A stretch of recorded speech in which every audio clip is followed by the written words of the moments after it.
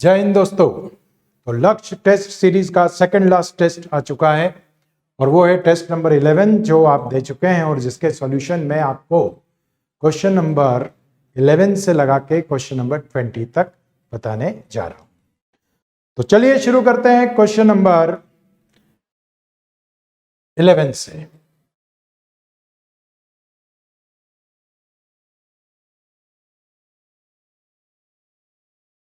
ये रहा आपका question number 11, right. Curie temperature is the temperature above which, भैया क्यूरी टेम्परेचर वो टेम्परेचर होता है जब मैग्नेट अपना मैग्नेट पना छोड़ देता है, मतलब फेरोमैग्नेट जो है वो पैरामैग्नेटिक बन जाता है।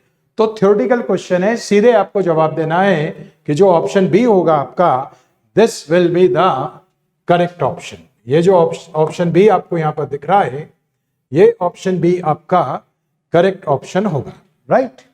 तो नेक्स्ट क्वेश्चन की अगर हम बात करें तो क्वेश्चन नंबर 12, ये क्वेश्चन मुझे लग रहा है रिपीट हो चुका है, लेंज लॉ से रिलेटेड है। एन पोल नीचे की तरफ आ रहा है इस रिंग की तरफ, लेंज के हिसाब से ये अपोज करेगा, एन पोल को पास में नहीं आने देगा, तो खुद एन पोल बनाएगा। और खुद अगर यहां पर एन पोल बनाएगा तो आप समझ सकते हो कि इसमें फिर जो करंट फ्लो होगा वो ऐसा होगा, ऊपर से देखने पर कैसा लगेगा बेटा, एंटी क्लॉकवाइज। तो जहां भी जो है करंट एंटी क्लॉकवाइज लिखा हुआ है केवल, वो आपका जवाब होना चाहिए। इन एंटी क्लॉकवाइज डायरेक्शन सी में दिया हुआ है, so this will be the correct option. Next question की अगर हम बात करें तो क्वेश्चन नंबर 13, इसके अंदर जरा ध्यान से देखिएगा, ये मोशनल ईएमएफ पर बेस्ड क्वेश्चन है और अगर आप ध्यान से देखें तो इसमें आपको निकालना है force acting on this connector. ये जो कनेक्टर यहां दिया हुआ है PQ, इस पर कितना फोर्स काम कर रहा है वो निकालना है। अगर आपने कंसेप्ट पढ़ा होगा ना, थ्योरी पढ़ी होगी, तो आपको पता होगा कि इस मैग्नेटिक फोर्स को निकालने का सीधा फॉर्मूला है V²VL² डिवाइडेड बाय R। बस बेटा यहां पर care should be taken to calculate the resistance here. जो टोटल रेजिस्टेंस निकालना है उसमें थोड़ी केयर लेना है। यहां पर ये जो PQ दिया है ना बेटा, इसका जो रेजिस्टेंस दिया हुआ है ना 2 ohm, this should be the internal resistance, ये इंटरनल रेजिस्टेंस होगा। और अगर आप बात करें कि ये इंटरनल रेजिस्टेंस है तो एक्सटर्नल के साथ इंटरनल को हमेशा डायरेक्ट ऐड किया जाता है, सीरीज में समझा जाता है। अगर हम एक्सटर्नल रेजिस्टेंस की बात करें तो पैरेलल में लगे हुए हैं, 6 और 3 अगर पैरेलल में लगे हुए हैं तो 6 × 3 अपॉन 6 + 3, ये आपको मिलने वाला है 2 ohm, right. This is the external resistance, 2 ohm है इंटरनल रेजिस्टेंस। तो टोटल रेजिस्टेंस यहां पर जो आपको मिलेगा ना बच्चे, वो मिलेगा 2 + 2। क्या मिलेगा यहां पर? 2 + 2, यानी टोटल रेजिस्टेंस जो है वो हो जाएगा यहां पर 4 ओम। ये होना चाहिए रेजिस्टेंस। बाकी सारी चीजें यहां पर दी हुई हैं, बस आपको फॉर्मूले में पुट करना है तो फोर्स की वैल्यू आपको मिल जाएगी। देखिए जरा, बी दिया हुआ है 2 टेस्ला, तो यहां पर आएगा B² मतलब 2² इंटू वेलोसिटी। वेलोसिटी जो है वो दी हुई है 2 मीटर/सेकंड, तो यहां पर आएगा 2 into L, length of this rod PQ, ये दिया हुआ है 1, तो ये होगा 1² और डिवाइडेड बाय यहां पर आएगा 4। तो आप समझ सकते हो 2² और 4 कैंसिल, 1 का स्क्वायर 1 होगा, तो जो आंसर है वो आना चाहिए 2 न्यूटन। 2 न्यूटन यहां पर दिया हुआ है सी ऑप्शन में, so this will be the correct option, right. इसके बाद अगर हम बात करें तो क्वेश्चन नंबर 14 डायरेक्ट क्वेश्चन है भाई, power delivered by the source of the circuit become maximum when. Maximum power theorem पता होगा, इंटरनल रेजिस्टेंस और एक्सटर्नल रेजिस्टेंस इक्वल होना चाहिए, एक तो वो होता है।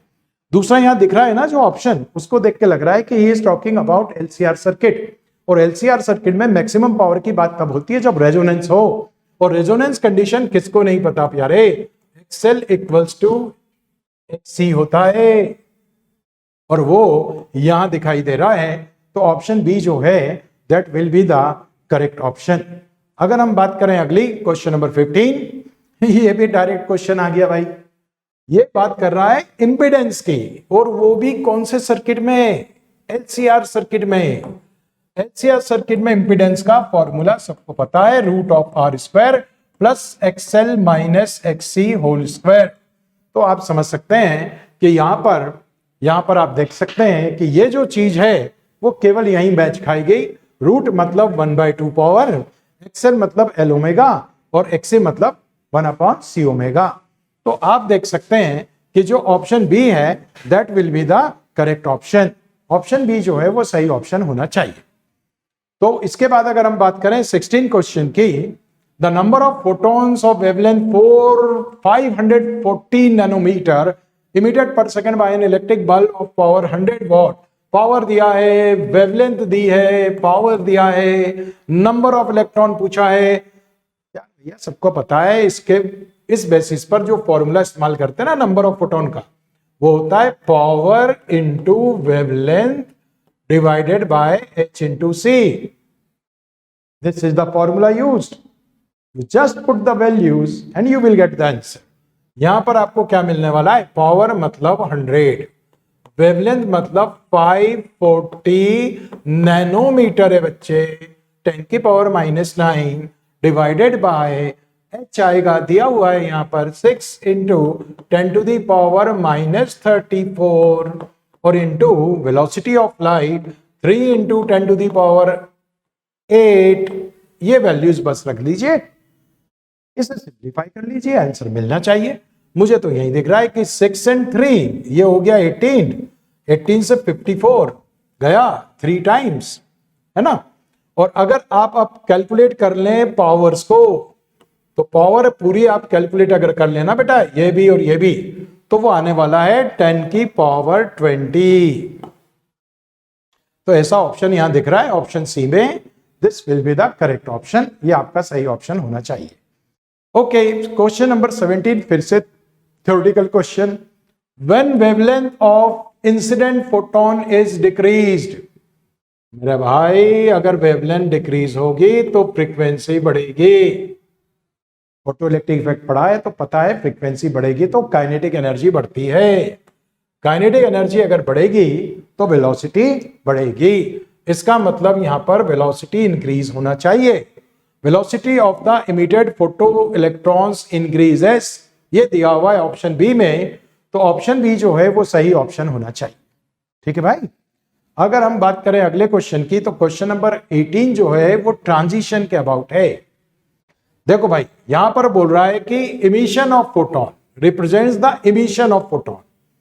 तो ये भले ही सबसे लंबी लाइन दिख रही है लेकिन ये एब्जॉर्प्शन है, ये एब्जॉर्प्शन हो रहा है यहां पर फोटोन का। इमिशन तो इन 3 के लिए हो रहा है। और या तो आपको ये सारी वैल्यूज पता हो लेवल की, और नहीं तो कम से कम इतना पता हो कि जो डिफरेंस होता है ना फर्स्ट एंड 2 में, वो सबसे बड़ा डिफरेंस होता है एनर्जी का। तो इसका मतलब यहां पर जो ट्रांजिशन हो रहा है थर्ड वाला, ये जो है वो आपका सही आंसर होना चाहिए यहां पर। तो बाकी अगर आपको वैल्यूज पता है तो माइनस करके आप निकाल सकते हैं। ये तो सीधे लग रहा है कि ये जो ऑप्शन सी है that will be the correct option, ये आपका सही ऑप्शन होना चाहिए। नेक्स्ट क्वेश्चन है आपका क्वेश्चन नंबर 19। ये है the binding energy per nucleon, है ना। ये था आपका 18 और ये आ गया आपका 19। The binding energy per nucleon of deuterium and helium. Deuterium की बाइंडिंग एनर्जी दी हुई है 1.1 मेगा इलेक्ट्रॉन वोल्ट। देखो रे भाई ड्यूटेरियम में पर न्यूक्लियन है, ये कितने होते हैं न्यूक्लियन, ड्यूटेरियम में 2 न्यूक्लियन होते हैं। तो ड्यूटेरियम की बाइंडिंग एनर्जी जो है पूरी अगर हम देखें तो 2.2 हो गई मेगा इलेक्ट्रॉन वोल्ट, हो गई कि नहीं। लेकिन यहां कितने ड्यूटेरियम मिल रहे हैं, कितने मिल रहे हैं, 2 मिल रहे हैं। तो 2 ड्यूटेरियम के टोटल एनर्जी क्या हो जाएगी बेटा, 2.2 इंटू 2, यानी ये हो जाएगी 4.4 मेगा इलेक्ट्रॉन वोल्ट, राइट। अब अगर हम बात करें तो दूसरी बात कर रहा है हीलियम की। सभी को पता है हीलियम में 4 न्यूक्लियॉन्स होते हैं। तो अगर आप हीलियम की बात करेंगे तो उसकी जो टोटल एनर्जी आएगी वो आएगी 4 इंटू बाइंडिंग एनर्जी पर न्यूक्लियॉन 7 जो दी हुई है, तो ये आने वाली है 28 मेगा इलेक्ट्रॉन वोल्ट। यार जो भी एब्जॉर्प्शन या इमिशन होगा एनर्जी का, वो इन दोनों के डिफरेंस का ही वैल्यू आएगी। इसका मतलब आपको यहां पर 28 और 4.4 को माइनस कर लेना चाहिए, जो आपको मिलने वाला है 23.6 मेगा इलेक्ट्रॉन वोल्ट। तो ये बी ऑप्शन में दिख रहा है, तो ये होना चाहिए आपका सही ऑप्शन, राइट। चलिए जी लास्ट क्वेश्चन है यहाँ का, इसका क्वेश्चन नंबर 20, मतलब इस वाले पोर्शन का, और ये भी एक थ्योरेटिकल क्वेश्चन आ गया है। इसमें वो पूछ रहा है कि भैया यहाँ पर हाफ लाइफ और मीन लाइफ कौन कौन सी हैं। यार भाई बच्चा बच्चा जानता है ये तो कि हाफ लाइफ ये होती है और मीन लाइफ ये होती है, मतलब यहाँ पर जो ऑप्शन बी है that will be the correct option. Okay, तो इतना सिंपल पेपर था ये। लग रहा है सबका बहुत पेपर जो है ना सारे बच्चों का बहुत अच्छा गया होगा। लास्ट पेपर अब बचा हुआ है, उसके लिए जरा जम के तैयारी कर लीजिए। मिलते हैं फिर, ओके बाय।